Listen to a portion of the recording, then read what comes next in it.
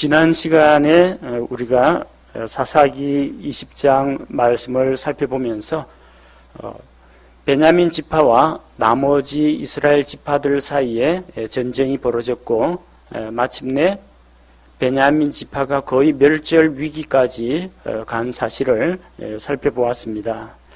자, 하나님께서 범죄한 이스라엘과 또 범죄한 베냐민 지파를 전쟁이라는 방법을 통해서 징계하신 것을 알 수가 있습니다.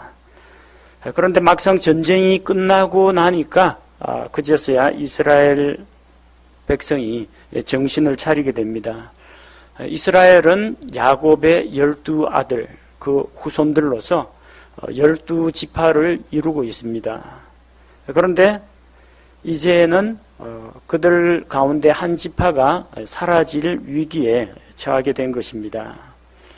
가장 심각한 문제는 뭐냐면은 베냐민에서 도피한 장정들 600명이 남았는데 문제는 여자들과 어린아이들을 다 죽여버렸기 때문에 자칫 잘못하면은 이 남자들로만 구성되어 있는 600명의 이 청년들 가지고는 시간이 지나서 이들이 늙어서 할아버지가 되어가지고 결국 죽게 되면은 베냐민 지파에는 아무도 남는 사람이 없다는 겁니다.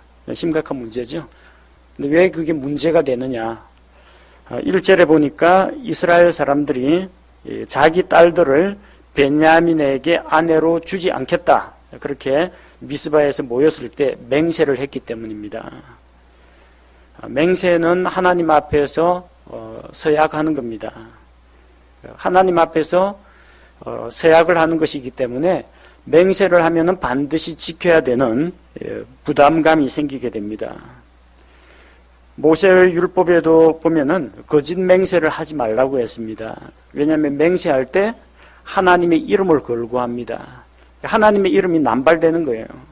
하나님의 이름을 맹세를 지키지 못하면은 거짓말 하는데 하나님의 이름을 도용한 게 돼버립니다. 심각한 문제죠.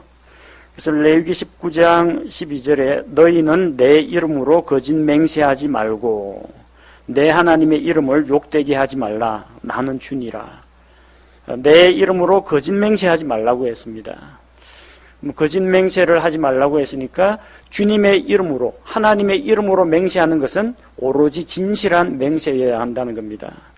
하나님의 이름을 걸고 거짓 맹세를 할 경우 하나님의 이름을 욕되게 하는 일이 됩니다. 자, 그런데 맹세하면 지켜야 되는데 맹세를 하지 않았으면은 선택의 자유가 생깁니다. 이렇게 할 수도 있고 안 할 수도 있고 그러는데 나는 결코 하나님의 이름을 걸고 이런 일은 하지 않겠다 하면은 그 일을 하면 안 되는 의무감이 생깁니다. 자기가 그 맹세 아래에 속박이 되는 겁니다. 이런 문제 때문에 예수님께서는 너희는 맹세하지 말라. 결코 맹세하지 말라. 하늘로도 땅으로도 너희 머리카락을 걸고도 맹세하지 말라고 했습니다. 지킬 수 없는 약속은 이제 하지 않는 것이 옳습니다. 만약에 약속을 했다면 신실하게 지키는 것이 필요합니다. 문제의 핵심이 되는 것은 맹세를 했다 안 했다가 중요한 게 아니라 그 맹세를 과연 내가 끝까지 지킬 수 있느냐, 그 신실함이 문제라는 겁니다. 하나님은 신실하시기 때문에 수천 년 전에 하신 약속까지도 다 기억하시고 끝까지 이루십니다. 그러나 사람의 마음은 맹세할 때 다르고 환경이 바뀌면 얼마든지 변할 수가 있습니다. 바로 지금이 그 문제가 된 겁니다. 그때는 이 베냐민 사악한 자들, 이 벨리알의 아들들, 동성애를 하는 이 나쁜 사람들, 우리 딸은 절대 거기에 시집 못 보낸다. 좋은 의도로 맹세를 했습니다. 그냥 자기 마음속으로 앞으로 베냐민 사람하고 상종하지 말아야 되겠다. 사돈 맺지 말아야 되겠다. 개인적으로 그렇게 생각하고 자기에게 적용하면 문제가 없습니다. 그걸 가지고 맹세를 했다는 겁니다. 그러니까 이제 맹세를 지켜야 되죠. 딸을 베냐민에게 시집 보낼 수가 없게 됐습니다. 그러면은 600명 남은 베냐민의 젊은 청년들은 장가도 못 가고 이제 하나 둘씩 죽어 없어지고 결국 베냐민 지파가 사라진다는 겁니다. 자, 이런 문제가 이제 발생해서 이스라엘 백성이 어떻게 하면 베냐민 지파를 살릴 것인가, 거기에 대해서 의논을 하게 됩니다. 조금 전까지만 하더라도, 며칠 전만 하더라도 어떻게 하면 베냐민을 죽일까 생각했었는데 이제 또 마음이 바뀌었어요. 어떻게 하면 베냐민을 살릴까, 유지 존속시킬까, 이게 관심사입니다. 자, 2절에서 4절 말씀해 보니까 이스라엘 백성이 전쟁을 일으킨 것을 크게 후회를 합니다. 백성이 하나님의 집에서 소리를 높여 울며 슬퍼했습니다. 베냐민 지파를 물리치고 전쟁에서 이겼습니다. 이겨도 기쁘지가 않습니다. 자기의 동족을 쳤기 때문입니다. 이스라엘 12지파 가운데 한 지파가 영원히 사라질 위기에 봉착하게 된 것입니다. 그래서 이스라엘 백성은 이 문제를 두고 먼저 하나님 앞에 나아가서 하나님과 교제를 청합니다. 4절에 보니까 하나님께 제단을 쌓고 번제 헌물과 화평 헌물을 드렸다고 했습니다. 번제는 전체를 통째로 다 하나님께 드리는 겁니다. 제사장이 다리 하나를 가져가거나 아니면 그 중에서 드린 자가, 헌물 드린 자가 일부분을 가져가는 게 아닙니다. 통째로 그냥 다 드리는 겁니다. 온전한 헌신을 나타냅니다. 자, 화평 헌물은 하나님께 의무로 드리는 게 아니라 자원함으로 드립니다. 죄를 지어서 드리는 죄 헌물, 그리고 범법 헌물은 바치지 않으면 그 죄로 인해서 자기가 죄값을 담당해야 됩니다.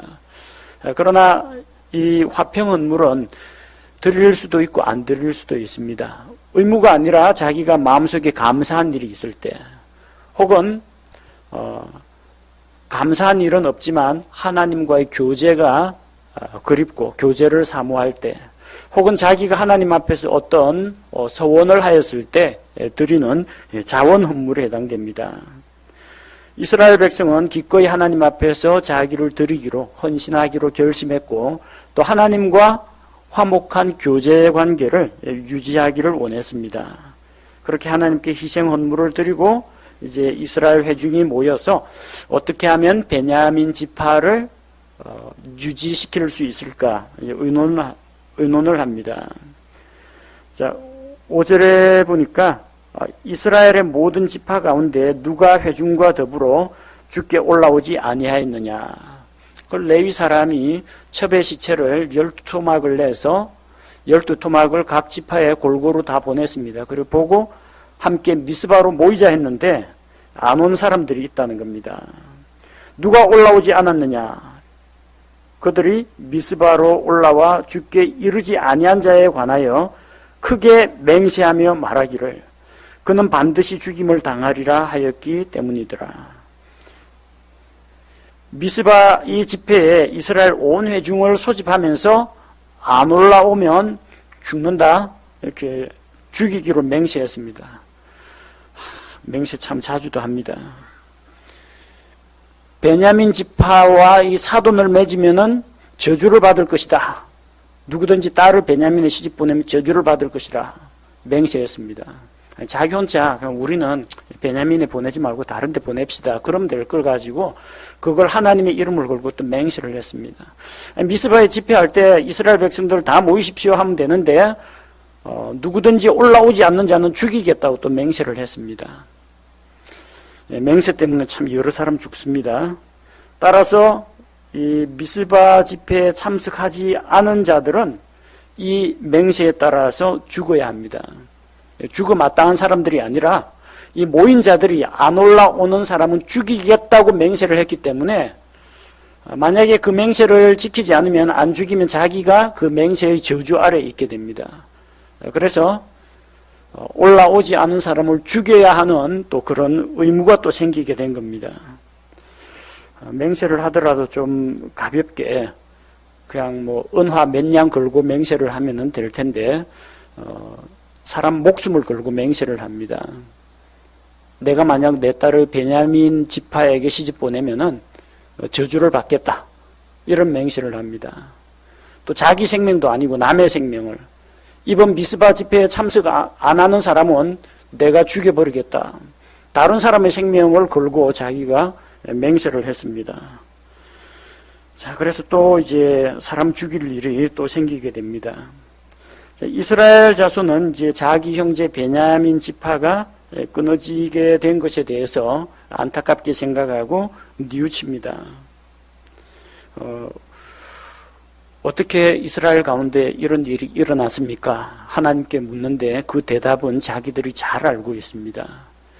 전쟁이라는 극단적인 방법을 선택했기 때문이고, 또 전쟁도 항복을 받아내는 전쟁이 아니라 완전히 진멸하는 말살 전쟁을 벌였기 때문입니다. 조금도 긍휼을 베풀지 않았기 때문입니다. 노인과 여자와 어린아이를 다 죽여버렸습니다. 뒤늦게 후회를 하는 겁니다. 베냐민 지파를 살리려면 베냐민에 남아있는 그 청년들에게 아내를 얻어주어야 하고, 근데 자기들은 베냐민 지파에게는 딸을 주지 않겠다고 맹세를 했고, 자, 그래서 남아있는 방법이 뭐냐? 베냐민의 딸을 시집을 보낼 수는 없고 남아있는 방법은 뭐예요? 강제로 뺏어오는 약탈혼이라는 방법을 선택합니다. 자, 8절에서 15절 그 해법이 나옵니다. 야베스 길르앗 사람들 가운데에서 이제 아내를 얻어주겠다는 겁니다. 이스라엘 회중이 미스바에서 돌아보니까 야베스 길르앗 거주민들은 한 사람도 안 왔습니다. 야베스 길르앗은 요르단강 동편에 있습니다. 길르앗 지방, 옛날에 그 입다가 활동하던 그 지역입니다. 그쪽에서는 오려면 이제 강 건너와야 돼요. 그래서 그들은 그 소식을 듣고도 야베스 길르앗 거주민들은 집회에 참석을 하지 않았습니다.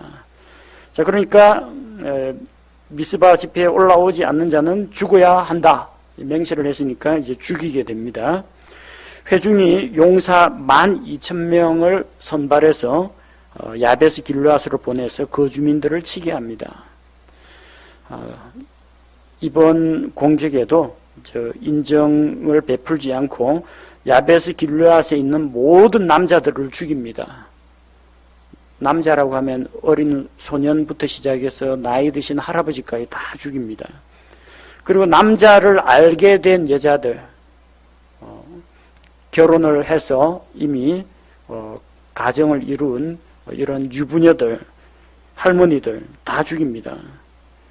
살아남은 사람은 누구냐? 아직까지 남자를 알지 아니한 처녀, 그들만 다 살렸습니다. 자, 그래서 이 야베스 길르앗 사람들은 자기 딸들을 베냐민 지파에 시집 보내진 않았습니다. 고스란히 빼앗겼습니다. 야베스 길르앗 사람들이 진멸당하면서 이 여자들은 포로로 잡혀왔습니다. 그래서 강제 결혼을 하는 겁니다. 이 여자들도 자발적으로 베냐민에게 시집 간 게 아닙니다. 약탈혼이라고 해서 납치를 해가지고 전쟁 포로를 전리품으로 베냐민 지파에게 넘겨줍니다. 그들이 남자를 알지 못하는 젊은 처녀 400명을 실로에 있는 진영으로 데리고 옵니다. 그런데 베냐민 지파에 살아남은 남자들은 600명입니다. 회중이 림몬 반석으로 피난을 간 베냐민 자손들에게 소식을 전합니다. 그들은 림몬 반석에서 넉 달 동안 지내면서 몸을 피하고 있었는데 사람을 보내가서 이제 그들을 돌아오게 하고 야베스 길르앗에서 데려온 다 죽이고 살려서 데려온 처녀 400명을 베냐민 남자들에게 줍니다. 결혼이라는 것이 남자와 여자가 서로 마음이 통하고 뜻이 통해 가지고 서로에 대해서 장래에 대해서 이제 언약을 세우고 결혼을 해야 되는데 이 처녀들은 전혀 선택의 여지가 없습니다. 전쟁 포로 신세이기 때문에 베냐민의 남자들도 어떻게 마음이 통하고 자시고 간에 종족 유지해야 된다는 의무감 때문에 어쨌든 600명 가운데 400대 400으로 남녀가 만나서 이제 짝을 이룹니다. 말하자면 어떤 사랑이나 그런 게 전제되지 않은 종족 유지를 위한 그런 결혼이 이루어졌습니다. 하지만 여자들 숫자가 너무 모자랍니다. 아직까지 장가 못 간 200명의 남자가 남아 있습니다. 이 베냐민 남자들은 이제 그제서야 깨달았을 겁니다. 베냐민에 속한 도시 기브아에서 그 도시 남자들이 동성애를 벌였습니다. 이제는 여자들하고 관계를 가져가지고는 성적인 어떤 쾌감을 느끼지 못합니다. 그러니까 온갖 퇴폐적이고 변태적인 방법으로 자기들의 삐뚤어진 그 욕망을 채우는 겁니다. 자, 이제 그들이 원하는 대로, 자, 여자들 다 없고 600명 남았죠? 자기들끼리 마음껏 동성애해도 누가 뭐라고 할 사람 없습니다. 문제는 뭡니까? 남자 600명끼리 아무리 동성애 해봤자 일시적인 성적인 쾌감은 얻을 수 있을지 모르지만 아이가 안 생깁니다. 자녀를 생산할 수 없다는 겁니다. 하나님의 창조의 질서는 한 남자가 한 사랑하는 여자를 만나가지고 둘이서 한 가정을 이루고 거기에서 자녀가 태어나는 것이 하나님의 원칙입니다. 남자 커플, 여자 레즈비안 커플에서는 절대로 아이가 나오지 않습니다. 이제 그들은 베냐민 남자들은 깨달았을 겁니다. 정상적인 남녀의 결합이 아닌 동성 결혼으로는 종족 유지가 되지 않고 다 멸망할 수밖에 없다는 것.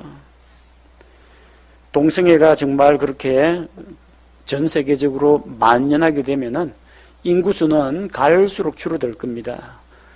연세가 많으셔가지고 세상을 떠나신 분들은 계속 생기게 되고 새로 태어나는 세대는 없고 나이 드신 그 노후 세대를 이 젊은 청년들부터 이제 벌어가지고 이제 먹여 살리고 부양하고 국가 경제를 떠받쳐야 되는데 그걸 못하게 된다는 겁니다. 인구가 감소하다가 결국은 멸망하게 됩니다.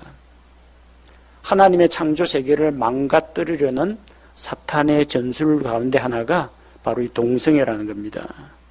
정상적인 결혼을 방해하고 성병을 퍼뜨리고 가정의 질서를 무너뜨리는 것, 이게 마귀가 사용하는 술책입니다. 베냐민 남자들도 이제 그제서야 후회했을 겁니다. 동성애 그렇게 열심히 옹호하고 동성애자들 지켜주기 위해서 자기들이 한 지파의 운명을 걸고 전쟁을 벌였는데 그게 얼마나 어리석은 일인지. 베냐민 지파만 후회하는 게 아닙니다. 이스라엘 백성도 덩달아서 후회를 합니다. 이스라엘 지파들 12지파들 가운데 한 지파가 완전히 산산조각이 나버렸습니다. 전쟁을 하더라도 좀 용서가 있고 긍휼이 있어야 되는데 베냐민과 전쟁을 하면서 여자들을 다 죽여버렸습니다. 아이들도 다 죽여버렸습니다. 최소한 연약한 여자들은 좀 살려뒀으면 나중에 베냐민하고 화해하면은 다시 베냐민의 여자들 다시 만날 수 있죠. 아니면 베냐민의 아이들, 아들들도 있을 테고 딸들도 있을 테고 그런 애들이 살아있으면 나중에 또 자라가지고 자기 지파를 세우고 가정을 일으킬 거 아닙니까? 근데 다 죽여버렸으니까 남은 게 없다는 겁니다. 자, 남아있는 200명에게 어떻게 하면은 아내를 얻어줄 수가 있느냐. 왜 자꾸 이거 아내를 얻어주는 이야기가 계속 나오느냐면요. 하나님께서 아브라함과 세우신 언약이 내가 이 땅을 영원토록 너와 내 씨에게 상속 유산으로 주겠다고 약속하셨습니다. 이게 아브라함 언약에 나오는 내용입니다. 근데 땅은 어디 도망가지 않습니다. 한 세대가 죽더라도 땅은 보존이 됩니다. 대적이 쳐들어와도 땅을 죽이거나 어떻게 부수거나 할 수는 없습니다. 땅은 여전히 세월이 흘러도 그대로 남아 있습니다.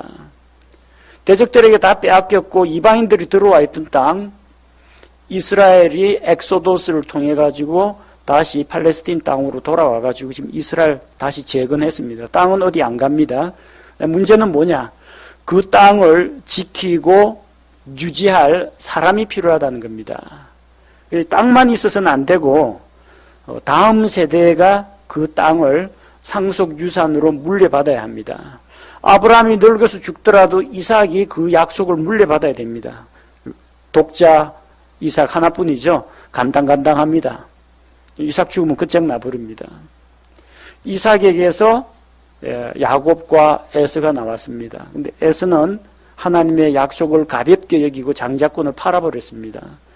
그래서 가나안 땅을 상속받지 못하고 저기 황량한 땅 세일산으로 이스라엘 남쪽에 있는 바위산 쪽으로 떠났습니다. 그래서 야곱이 그 땅을 물려받는데 야곱의 12아들, 이스라엘 12지파가 가나안 땅을 상속받았습니다. 그들이 이집트에 내려갔다가 그 가나안 땅에 있는 그 가나안 족속들의 죄가 정말 하나님께서 참지 못할 정도가 되었을 때 하나님께서 이집트에 있던 자기 백성을 불러내어서 가나안 땅에 들여보내서 이민족들을 다 정리하게 하고 아브라함과 세우신 언약을 따라서 그 땅을 이스라엘 지파들에게 여호수아를 통해서 그 땅을 정복하고 분배하게 하셨습니다. 베냐민 땅이 어디 도망가는 건 아닙니다. 베냐민 영토는 그대로 있습니다. 문제는 이 영토를 농사를 짓고 가꾸고 대를 이어가지고 이 땅을 지키고 유지할 다음 세대가 없으면 그게 문제라는 겁니다. 하지만 그 이스라엘 다른 지파들은 자기 딸들을 베냐민에 시집 보내지 않겠다고 맹세를 하고 저주로 맹세를 했기 때문에 베냐민 지파에게 아내를 주는 자는 저주를 받으리라 그렇게 맹세를 했기 때문에 이 맹세를 어기면 자기가 저주 아래 놓이게 됩니다. 줄 수가 없는 입장입니다. 그래서 이제 편법을 통해 가지고 아까는 이제 전쟁을 통해서 아내를 얻어다 줬죠. 이번에는 이제 납치를 통해서 별일이 다 했죠. 사사시대에 한 남자와 한 여자가 사랑에 빠져가서 가정을 이루고 이게 아니라 지금 당장 600명을 장가를 보내려고 하다 보니까 400명은 전쟁포로 여자들을 데려와가지고 짝을 맺어주고 나머지 200명은 도둑질, 엄연히 제 부모님들 다 살아계신데 정식으로 혼담을 넣고 정혼 언약을 맺고 혼인 예물 주고 이런 과정 없이 여자들을 납치해가지고 짝을 얻어주는 그런 방법으로 이 문제를 해결했습니다. 사사시대니까 이런 일도 가능하다 그렇게 생각하시면 됩니다. 19절에 보면은 실로에는 하나님의 언약궤가 있는 그 성막이 있었습니다. 그쪽에 성소가 있었습니다. 성소가 있으면은 거기 제사장도 있고 섬기는 자도 있고 또 이 성막에서 수종드는 여인들이 또 있습니다. 이 당시 그 실로라는 곳이 예루살렘이 수도가 되고 예루살렘 성전이 세워지기 이전에 이스라엘 백성의 신앙생활의 중심지였습니다. 위치는 베델 북쪽, 르보나 남쪽, 베델에서 세겜으로 올라가는 큰 길 동쪽에 해마다 실로에서 주의 명절을 기념하는 그런 축제가 열렸습니다. 그런 축제가 되면은 또 함께 기뻐하고 먹고 마시고 하면서도 젊은 여인들은 또 춤을 추고 그럽니다. 그래서 20절, 21절에 보면은 베냐민 자손 그 남아있는 200명에게, 장가 못 간 이 청년들에게 포도원에 숨어 있다가 그 실로의 딸들이 춤추러 나오면 그녀들을 납치해서 베냐민으로 잡아가라고 합니다. 그렇게 해서 아내로 삼으라고 합니다. 만약 그게 또 문제가 발생할 경우에 회중의 장로들이 나서서 중재해 주기로 약속을 했습니다. 베냐민 지파의 여자들이 다 죽었기 때문에 그들에게 이제 아내가 필요한데 우리 회중은 아무도 자기 딸을 베냐민 지파에 주지 않기로 맹세했다. 주는 자는 저주를 받습니다. 저주로 맹세했기 때문에. 근데 너희에겐 저주가 임하지 않는다. 왜? 너희가 자의로 딸을 시집 보낸 게 아니라 딸을 도둑 맞았기 때문에. 딸을 베냐민 지파에게 내어준 것이 아니라 베냐민 지파에게 빼앗겼기 때문에 저주에 맹세하고는 아무런 관계가 없다. 그래서 그들에게 만약에 그들의 부모가 이제 항의를 하면은 그렇게 무마시켜 주기로 했습니다. 그래서 23절에 보니까 베냐민 지파의 남은 자들이 춤추는 여자들을 붙잡아 가서 자기 아내로 삼고 자기들의 상속 재산으로 돌아가서 베냐민 도시로 돌아가서 그 이스라엘 지파 연합군이 베냐민 지파 도시들을 침입해서 사람들을 다 죽이고 도시들을 불사르고 이런 일을 했는데 이제 다시 베냐민 지파의 이 600명이 베냐민의 도시로 돌아가서 무너지고 불탄 그 도시들을 이제 다시 복구하게 됩니다. 그래서 뭐든지 파괴하는 것은 쉽지만 복구하고 하는 건 쉬운 일이 아닙니다. 전쟁을 통해서 사람 25,100명 죽이는 것은 그렇게 어렵지는 않을 겁니다. 그러나 그만한 사람 다시 낳아가지고 키우고 지파를 복구하는 데는 많은 시간이 걸립니다. 자, 이 사건을 통해서 베냐민의 그 필요가 채워졌기 때문에 이제 이스라엘 자손도 이제 더 이상 미스바에 모이거나 실로에 모이거나 이렇게 할 필요가 없기 때문에 다들 자기 지파와 자기 가족에게로 자기 상속 재산으로 돌아갔습니다.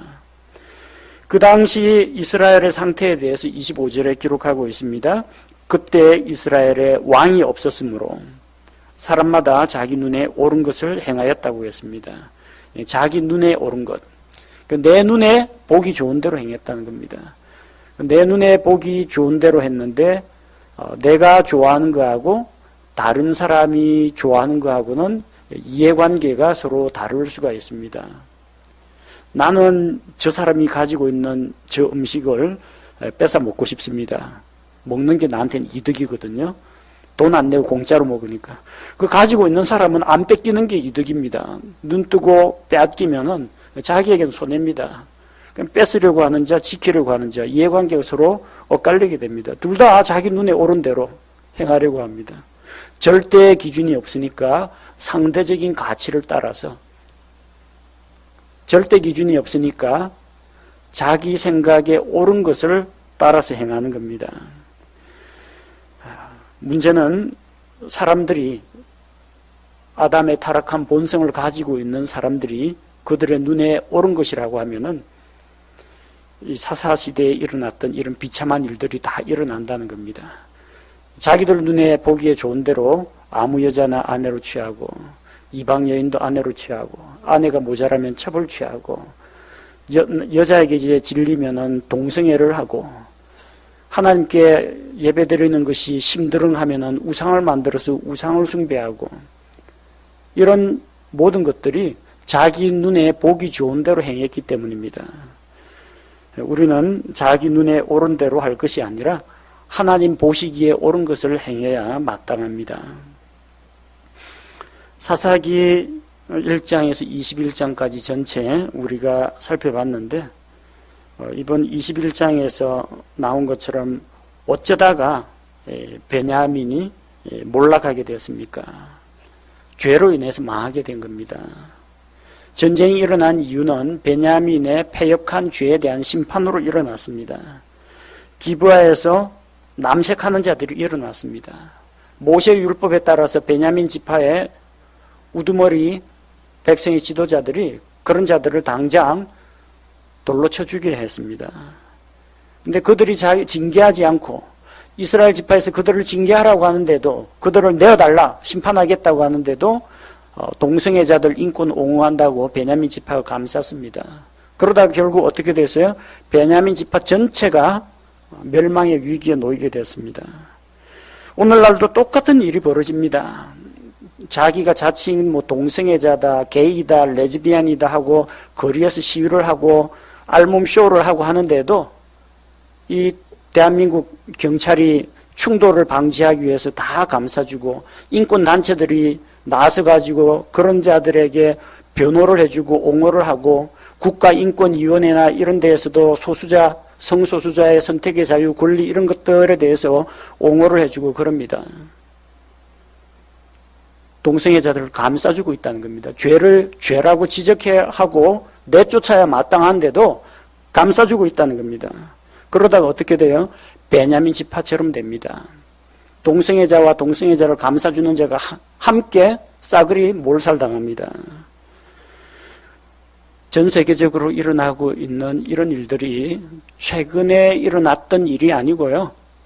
사사시대에 벌써 일어났던 일입니다. 해 아래는 새 것이 없습니다.